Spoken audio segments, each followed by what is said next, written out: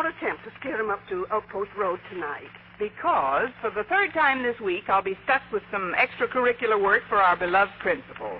Mr. Conklin's presiding over election meetings at his club, and since they have no secretary, he's hired me to take down the minutes. Oh, that's probably Walter Denton. Come in. Say hello to him for me, dear. I'll duck out the back way. All right, Angela. See you after school. Oh, trouble, toil and trouble, cauldron boil and something bubble. That's from the Witches' scene in Macbeth, Miss Brooks. Thanks, Walter. Sounded like the comedy highlight of East Lynne. But what's your toil and trouble, Mac? It's Mr. Conklin. Gosh, I hope he doesn't find out where I took his daughter Harriet last night. I told him I was taking her to the movies. And where did you take her? We parked up on Outpost Road. Oh, that's fine. It sure was. Incidentally, we cruised by a few teachers who were parked along the way, Miss Brooks, and evidently their minds were far, far away from the old blackboard. Oh, that's different, Walter. They're adults, while you and Harriet are only children. The difference in your ages is great. Yeah, I'll say it's great, boy. You should hear us gurgling at each other. What we say doesn't make much sense, but it sure is fun saying it. I can imagine. But why are you snorting all this to me, Walter? Well, because I need your help, Miss Brooks. I wound up in a heap of trouble. Well, you came to the right heap. What's your beef? Well, shortly after I'd returned home last night, a woman named Mrs. Gorman dropped over and told me that she lives at 1209 Outpost Road. That's the house that Harriet and I had parked in front of. So?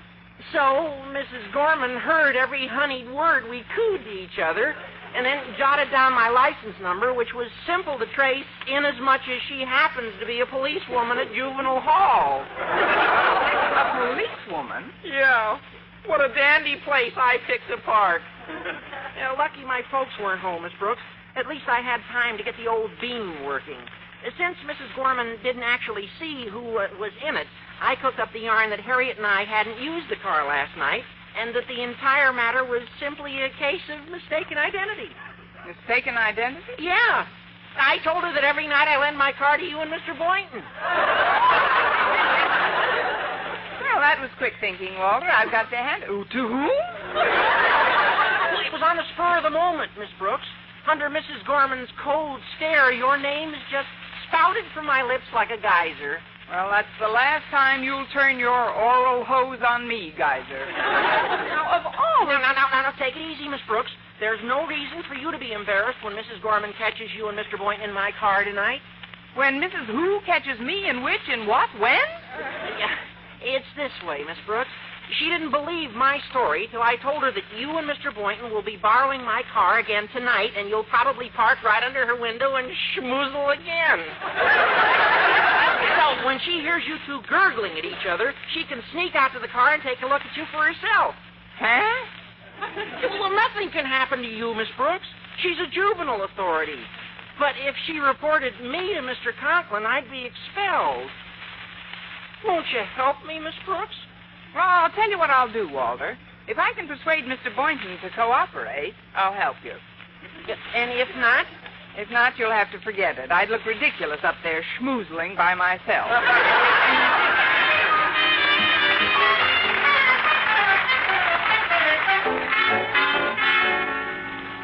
Let me tidy up your desk for you, Daddy. That won't be necessary, Harriet. I'll just say... Oh, good morning. Martha. Mother, what are you doing at school? Please run along, Harriet, dear. I have an extremely personal matter to discuss with your father. All right, Mother. I'll see you later, Daddy. Bye now. Well, this is certainly an unexpected pleasure, Dumpling. It's no pleasure, Osgood. When I was in the market a few minutes ago, I had a dreadfully disturbing chat with the grocer. He happens to be a very good friend of a Mrs. Gorman. And who is Mrs. Gorman? She is a policewoman at Juvenile Hall. Have you read the newspaper stories concerning high school students necking on Outpost Road? I have, and I'm appalled. Thank heaven I brought up Harriet in an atmosphere of discipline and righteousness. You see now how my iron hand has paid off? I'm proud indeed to feel that my daughter has... Let me finish, Osgood. Mrs. Gorman lives on Outpost Road. Now, last night, according to what she told the grocer, she eavesdropped on a couple who were parked in front of her home. The car belonged to Walter Denton. And you know who he was with last night. Your daughter.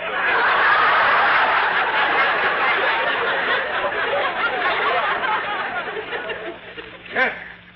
And that liver-lipped lunkhead told me he was taking her to a movie. Well, Walter claimed that he'd loaned his car to another couple whose names the grocer couldn't recall. For Harriet's sake, I'm hoping that such was the case. But until we have proof of any wrongdoing on their part, Osgood, I think it would be unwise of you to discuss the matter with either Harriet or Walter. You're right. Don't you worry your pretty little head about this dreamboat. I'll conduct a quiet but thorough investigation and ferret out the truth. You can depend on me. Good. Now I'll run on home.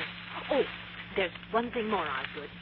I heard a report that several faculty members as well as students sometimes park on Outpost Road. Faculty members? Well, how I'd love to get my hands on them. Outpost Road, eh? It's quite a busy place. Good morning, sir.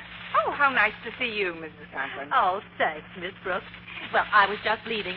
See you soon, I hope. I hope so, too, Mrs. Conklin. Now, don't worry about a thing, sweetie. I'll investigate thoroughly that little matter we discussed. Very well, Osgood. Goodbye, Miss Brooks. Bye, Mrs. Conklin. There's something I have to tell you, Miss Conklin. I have an important engagement tonight, and I'm afraid I won't be able to make it over to your club. Well, that's quite all right, Miss Brooks. I shan't be going to the club either.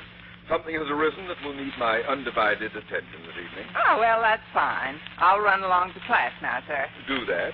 And bear in mind, if you will, that from this day forward, I want you and all of my teachers to be on your best classroom behavior. Remember, the task of building decent citizens in our school boils down to a case of monkey see, monkey do. Monkey see, monkey do? Exactly. At a certain age, we are highly impressionable. We learn many things by observing and copying the behavior of those around us who are more experienced in the ways of the world. Therefore, Miss Brooks, will you promise me that you will watch the actions of your students very carefully? Naturally, Mr. Conklin. Before tonight, I want to learn everything I can. Well, at lunch in the school cafeteria, I explained the kids' predicament to Mr. Boynton. Then, to my delighted surprise, he agreed to take their places with me on Outpost Road that evening. Then I made a delightful suggestion. A thing like this needs rehearsing, don't you think, Mr. Boynton? I suggest that after lunch we go up behind the gym and practice the kissing. Oh, that won't be necessary. I remember exactly how we did it when I kissed you last Christmas. I know, but this time you'll have to do it without the Santa Claus beard. Hiya, folks. Do you mind if I sit down? Oh, please do, Walter. Mr. Boynton's agreed to go along with your scheme, Walter. Oh, that's great. I knew you'd come through for me, Mr. Boynton. In fact, I just typed your parts out in typing class. Our parts? Well, sure. Well, this is just like making a movie. You got to know your lines. If your dialogue isn't exactly like Harriet's and mine was last night, Mrs. Gorman might get wise. Now, here's your part, Mr. Boynton. And yours, Miss Brooks. Thanks. Now, let's run through a quick rehearsal right now. I'll set the scene. On action, Mr. Boynton parks car in front of 1209 Outpost Road. He turns off headlights and cuddles Miss Brooks in his arms. Your first line, Mr. Boynton. Well, go on, read it. Oh, yes. Well, here we are, Sugar Cookie.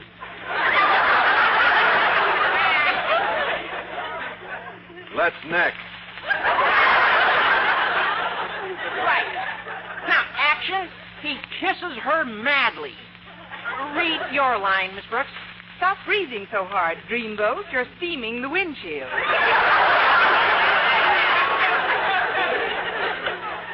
All right. My folks are going to be out tonight, so suppose we meet at my house at 7:30. Then, after a final rehearsal, I'll give you the keys to my car, Mr. Boynton. Then you can drive Miss Brooks up to Mrs. Gorman's house by 8. Okay? Frankly, I don't like this scheme at all, Walter. I'll only go through with it if Miss Brooks insists. Well, what do you say, Miss Brooks?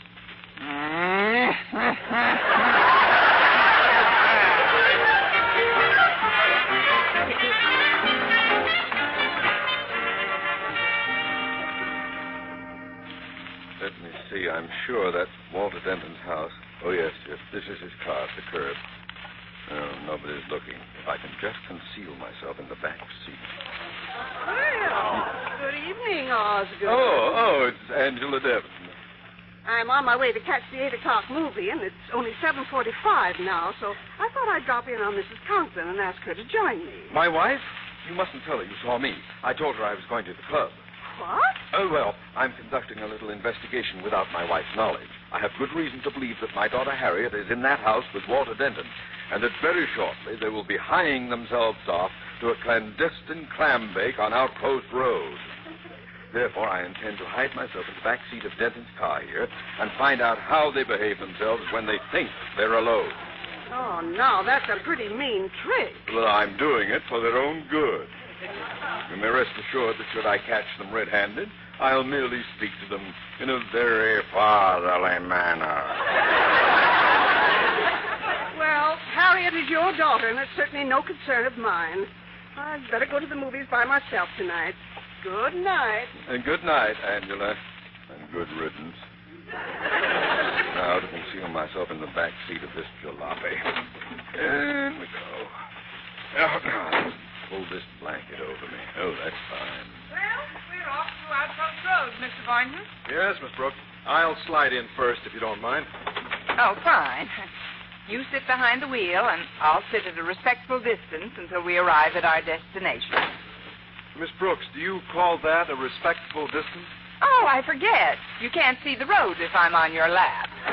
Well, with Mr. Conklin concealed in the back seat of Walter's jalopy and an unsuspecting Mr. Boynton and Miss Brooks on the front seat, they made quite an incongruous threesome as they approached Outpost Road. Well, we're almost there, Miss Brooks. Hey, you hardly said a word during this entire trip. Oh, forgive me. I'm thinking of what I'm going to say when we park. You know, it could be my imagination, Mr. Boynton, but I've noticed something rather strange. Strange? The back of this car seems more underslung than it was this morning. Walter's probably carrying something heavy back there. Must be a tub of lard. Gosh, you know, I can hardly make out the house numbers in this darkness. Oh, that's the place over to the right. Yeah, this is 1209 Outpost Road, Miss Brooks. Good. Now let's start the action. Turn off the ignition, Mr. Boynton, and speak up. Okay. Well, here we are, Sugar Cookie. Come to Daddy, my little heart flutter. I'm all yours, Love Duck. Yum, yum. Where did you ever learn to kiss like that? Siphoning gas from Mr. Conklin's car.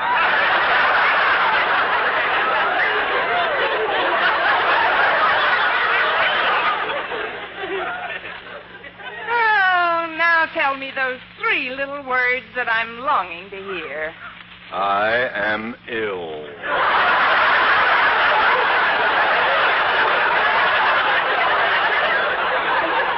Those aren't the words.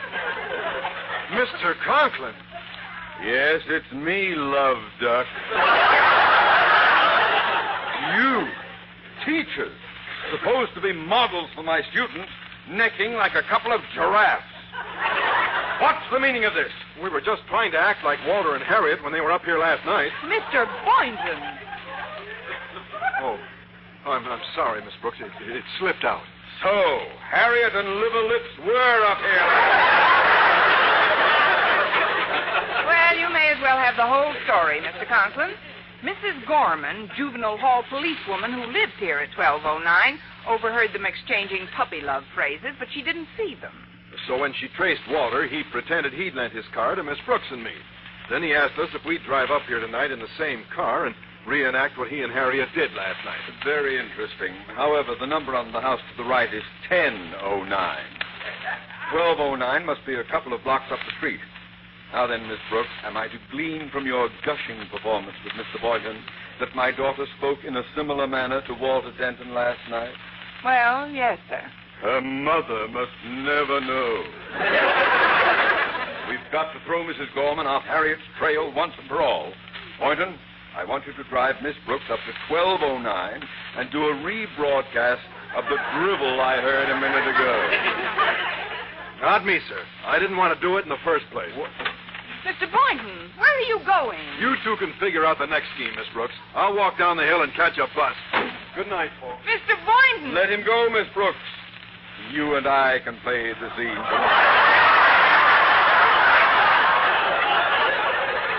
Who? I'll just hop into the driver's seat and away we go.